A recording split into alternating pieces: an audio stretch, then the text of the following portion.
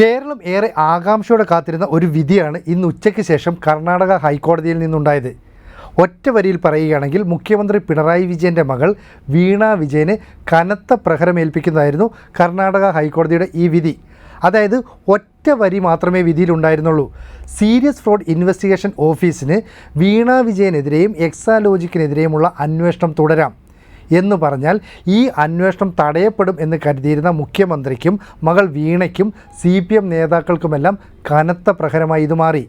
Serious fraud investigation ഓഫീസിനോട് നേരത്തെ തന്നെ വീണ വിജയനെ അറസ്റ്റ് ചെയ്യരുത് എന്ന് കർണാടക ഹൈക്കോടതി ഉത്തരവിട്ടിരുന്നു.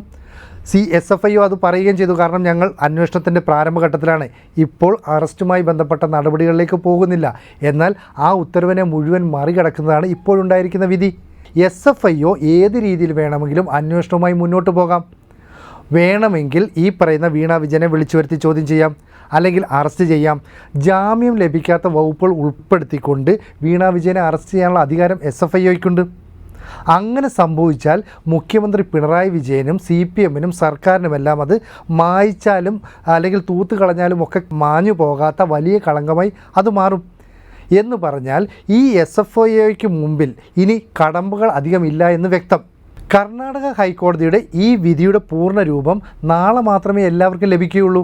വീണയ്ക്കും വീണയുടെ അഭിഭാഷകനും ഉൾപ്പെടെ നാളെ മാത്രമേ വിധിയുടെ പൂർണ്ണ രൂപം ലഭിക്കുകയുള്ളൂ എന്നതിനാൽ തിങ്കളാഴ്ച മാത്രമേ ഇനി അപ്പീൽ നൽകാൻ കഴിയൂ. SFIOയുടെ മുന്നിൽ ഇനി 3 ദിവസമുണ്ട്. ഈ 3 ദിവസം കൊണ്ട് അവർക്ക് എന്തൊക്കെ വേണമെങ്കിലും ചെയ്യാം. ഇത് മുഖ്യമന്ത്രി പിണറായി വിജയൻ പേടിക്കുന്നുണ്ട്, വീണ വിജയൻ പേടിക്കുന്നുണ്ട്.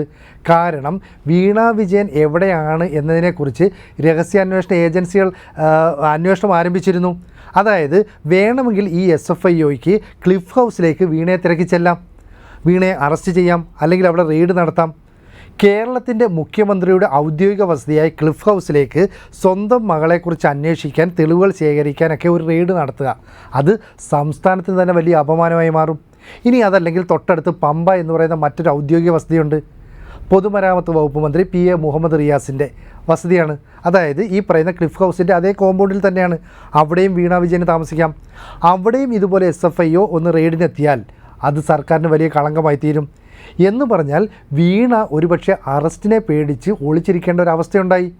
ഈ തിങ്കളാഴ്ച മാത്രമേ ഈ അപ്പീൽ നൽകാൻ കഴിയൂ എന്നുള്ളതിനാൽ അതിനുള്ളിൽ SFIO ഇവരെ അറസ്റ്റ് ചെയ്യുമോ ഇല്ലയോ നമുക്ക് പറയാൻ കഴിയില്ല.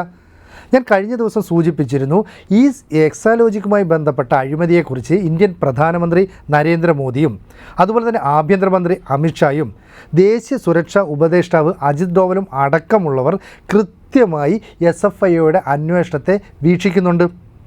അവർക്ക് വേണ്ട നിർദ്ദേശങ്ങൾ നൽകുന്നത് കേന്ദ്രമാണെന്ന് പോലും പറയുന്നുണ്ട്.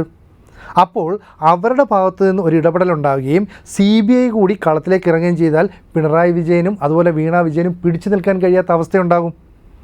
ഏതെങ്കിലും കാരണവശാൽ ഈ അന്വേഷണത്തെ തടസ്സപ്പെടുത്തണമെങ്കിൽ അല്ലെങ്കിൽ ഇതിനെ നിർത്തിവെക്കണമെങ്കിൽ ഇനി വീണ വിജയന് സുപ്രീം കോടതിയെ സമീപിക്കേണ്ട അവസ്ഥയാണ്.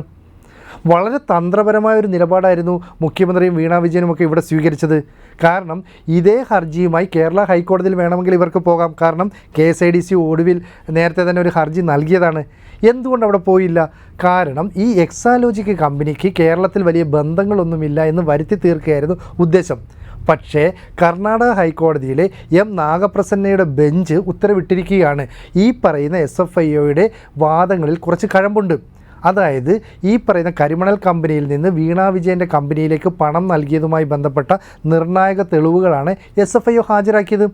അതുകൊണ്ടാണ് അവർക്ക് അന്വേഷണം തുടരാമെന്ന് പ്രഖ്യാപിച്ചത്. ഇത് വീണ വിജയനും മുഖ്യമന്ത്രിക്കും അടക്കം വലിയ തിരിച്ചടിയായി മാറി.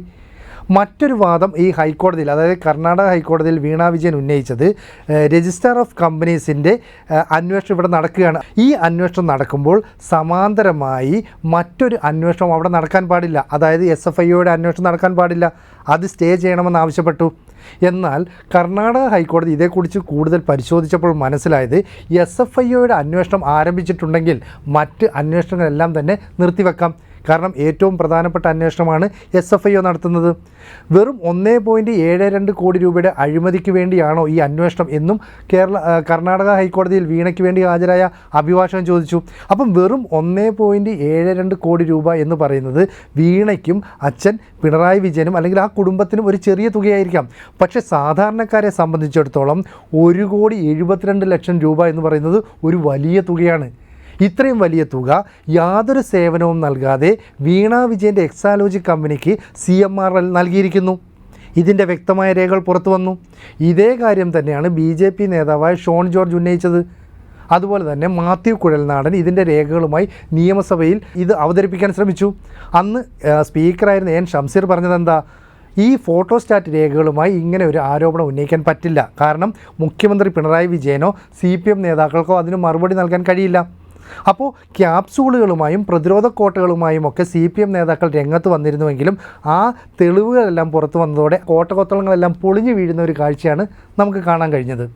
അപ്പോഴും CPM എടുത്ത നിലപാട് എന്ന് പറയുന്നത് കർണാടക ഹൈക്കോടതിയിൽ നിന്നൊരു വിധി വരും, ആ വിധി നമുക്ക് അനുകൂലമാകുമെന്നും അങ്ങനെ ഈ അന്വേഷണം അവിടെ നിർത്തിവെക്കപ്പെടുമെന്നുമാണ് കരുതിയത്.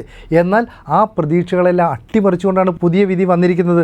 മാത്രവുമല്ല, കർണാടക ഹൈക്കോടതിയുടെ നിരീക്ഷണത്തിൽ വന്ന മറ്റൊരു കാര്യം, ഈ രജിസ്റ്റർ ഓഫ് കമ്പനീസ് മുമ്പ് 2 തവണ വീണ വിജയനെ ചോദ്യം ചെയ്യാനായി വിളിപ്പിച്ചിരുന്നു. ആ 2 തവണയും വീണ വിജയൻ ചെന്നൈയിലെത്തിയിരുന്നു. എത്തിയപ്പോൾ വലിയ ഒരു പിഴ അടയ്ക്കേണ്ടതുണ്ടെന്ന് അവർ ബോധ്യപ്പെടുത്തി.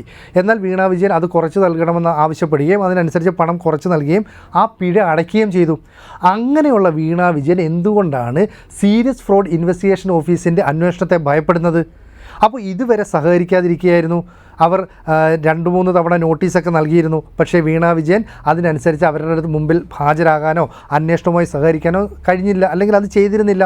കാരണം ഈ കർണാടക ഹൈക്കോടതിയിൽ നിന്നുള്ള അനുകൂല വിധി ഉണ്ടാകുമെന്ന് പ്രതീക്ഷിച്ച്. പക്ഷേ അത് അസ്ഥാനത്തായതോടുകൂടി ഇനി ഈ SFIOയുടെ അന്വേഷണവുമായി വീണയ്ക്ക് പൂർണ്ണമായി സഹകരിക്കേണ്ടി വരും, എക്സാലോജിക്കിന് സഹകരിക്കേണ്ടി വരും. എന്ന് പറഞ്ഞാൽ ഈ വരുന്ന ലോക്സഭാ തെരഞ്ഞെടുപ്പിന് മുൻപായി CPM കടുത്ത പ്രതിരോധത്തിലേക്ക് നീങ്ങുകയാണ്. ഇന്ന് CPMൻ്റെ സംസ്ഥാന സമിതി അവിടെ ചേർന്നപ്പോൾ വേണമെങ്കിൽ സ്ഥാനാർത്ഥി പട്ടിക പ്രഖ്യാപിക്കാമായിരുന്നു. എങ്കിൽ ഈ ലോക്സഭാ തെരഞ്ഞെടുപ്പിലെ CPM സ്ഥാനാർത്ഥികളുമായി ബന്ധപ്പെട്ട ഒരു വലിയ ചർച്ചയൊക്കെ ഇന്ന് നടക്കുമ്പോൾ ഒപ്പം മുഖ്യമന്ത്രി പിണറായി വിജയൻ്റെ മകൾക്കെതിരെയുള്ള അഴിമതി ആരോപണം അല്ലെങ്കിൽ ഹൈക്കോടതി അത് ശരിവെച്ചുകൊണ്ടുള്ള ഒരു പ്രസ്താവവും ചർച്ചയ്ക്കെടുക്കും. അങ്ങനെ CPM കൂടുതൽ ഒരു പ്രതിരോധ അവസ്ഥയിലേക്ക് നീങ്ങും. അതുകൊണ്ടാണ് ഇന്ന് സ്ഥാനാർത്ഥികളെപ്പോലും പ്രഖ്യാപിക്കാഞ്ഞത്. എന്തായാലും ഹൈക്കോടതിയുടെ വിധി ദൂരവ്യാപകമായ പ്രത്യാഘാതങ്ങളാണ് സർക്കാരിനും അതുപോലെ CPMനും ഉണ്ടാക്കാൻ പോകുന്നത്. ഇനി അറിയാനുള്ളത് SFIO റെയ്ഡുമായോ അന്വേഷിക്കാൻ എന്ന നിലയിൽ ഈ വീണയെ അറസ്റ്റ് ചെയ്യാനോ പോകുമോ എന്നുള്ളതാണ്. അങ്ങനെ അറസ്റ്റ് ചെയ്താൽ വേണമെങ്കിൽ ജാമ്യം ലഭിക്കാൻ പോലും ബുദ്ധിമുട്ടുണ്ടാകുന്ന വകുപ്പുകൾ SFIOക്ക് അതിനകത്ത് ഉൾപ്പെടുത്താൻ പറ്റും. അത്തരം ഒരു കണ്ടീഷൻ വന്നാൽ ഇനി CPMന് അല്ലെങ്കിൽ പിണറായി വിജയന് വീണ വിജയന് മുമ്പിലുള്ള മാർഗം സുപ്രീം കോടതിയെ സമീപിക്കുക എന്നുള്ളതാണ്. അത് നാളെ വരുന്ന കോടതിയുടെ ആ വിധിയുടെ പൂർണ്ണരൂപം വായിച്ച് തിങ്കളാഴ്ച ഹൈക്കോടതിയിൽ, അതായത് കർണാടക ഹൈക്കോടതിയിൽ അപ്പീൽ നൽകി ഹർജി നൽകി അതിനുശേഷം മാത്രമേ സുപ്രീം കോടതിയെ സമീപിക്കാൻ പറ്റൂ. അത്രയും സമയം മുന്നിലുണ്ടാകുമ്പോൾ SFIO അന്വേഷണവുമായി പൂർണ്ണമായും രംഗത്തിറങ്ങുന്നു. കാരണം ആ SFIO കഴിഞ്ഞ ദിവസം KSIDCയിൽ നിന്ന് റെയ്ഡ് നടത്തിയിരുന്നു, അല്ലെങ്കിൽ അവിടെ പരിശോധന നടത്തി, വലിയ തെളിവുകൾ ലഭിച്ചില്ല. പക്ഷേ CMRL നടത്തിയ അന്വേഷണത്തിലൂടെ നിർണായകമായ രേഖകൾ ലഭിച്ചു. വീണയ്ക്ക് 1,72,00,000 രൂപ നൽകി, യാതൊരു സേവനവും ചെയ്യാതെയാണ് നൽകിയത്. അപ്പോൾ ഇത്രയും വലിയൊരു തിരിമറി നടന്നിട്ടുണ്ട്, കോടികളുടെ ഇടപാട്. അതുപോലെ തന്നെ CMRL 135 കോടി രൂപ വിവിധ രാഷ്ട്രീയ പാർട്ടിയിലെ നേതാക്കൾക്കായി നൽകിയിട്ടുണ്ട്. ഇതെല്ലാം കൂടി കണക്കിലെടുത്തപ്പോൾ സ്വാഭാവികമായും കർണാടക ഹൈക്കോടതി ഈ SFIOയുടെ നിലപാട് ശരിയാണെന്ന് വെച്ചു. ഇത് മാത്രമല്ല, ഈ KSIDC കേരള ഹൈക്കോടതിയിലും ഒരു ഹർജി നൽകിയിട്ടുണ്ട്. അപ്പോൾ സ്വാഭാവികമായും കേരള ഹൈക്കോടതിയിലെ ജഡ്ജ്മെൻറ്റിനെയും ഈ പറയുന്ന കർണാടക ഹൈക്കോടതിയിലെ വിധി ബാധിക്കും, അല്ലെങ്കിൽ അതിനെ സ്വാധീനിക്കുമെന്ന കാര്യം ഉറപ്പാണ്. ഏതെങ്കിലും കാരണവശാൽ കേരളത്തിലെ ഹൈക്കോടതിയിലെ ജഡ്ജിമാരായിരുന്നു ഇത്തരമൊരു വിധി പറഞ്ഞതെങ്കിൽ CPM നേതാക്കൾ അവർക്കെതിരെ ഉറഞ്ഞു തുള്ളും. ഇപ്പോൾ അത് പറ്റില്ല. കാരണം കർണാടക ഹൈക്കോടതിയിൽ നിന്നാണ് വിധി ഉണ്ടായിരിക്കുന്നത്. അവിടെ ഭരിക്കുന്നത് BJP അല്ല. അതുകൊണ്ട് അത്തരം ക്യാപ്സൂളുകളും നിലനിൽക്കില്ല. എന്തായാലും നമുക്ക് കാത്തിരിക്കേണ്ടത് വീണ വിജയനെ അറസ്റ്റ് ചെയ്യുമോ, അങ്ങനെ അറസ്റ്റ് ചെയ്യാൻ SFIO ശ്രമിച്ചാൽ അവർ ഒളിവിലേക്ക് പോകുമോ? ഇതൊക്കെ ഉത്തരം കിട്ടാത്ത ചോദ്യങ്ങളാണ്. അതല്ലെങ്കിൽ ഈ പറയുന്ന ക്ലിഫ് ഹൗസിലേക്കോ പിണറായി വിജയന് താമസിക്കാൻ സൗകര്യമുള്ള AKG സെൻറ്ററിന് സമീപത്തുള്ള ഫ്ലാറ്റിലേക്കോ അന്വേഷണം നീങ്ങുമോ? അങ്ങനെ സംഭവിച്ചാൽ കേരളത്തിലെ സർക്കാരിന് അത് വലിയ തിരിച്ചടിയാകും. CPMന് ഇനി ഈ ലോക്സഭാ തെരഞ്ഞെടുപ്പിൽ ജനങ്ങളെ അഭിമുഖീകരിക്കാൻ കഴിയാത്ത അവസ്ഥയുണ്ടാകും. എന്തായാലും SFIO അടുത്ത 3 ദിവസം എന്താണ് ചെയ്യുന്നത് എന്നതിനനുസരിച്ചായിരിക്കും ബാക്കി കാര്യങ്ങളെല്ലാം തന്നെ പുരോഗമിക്കുക.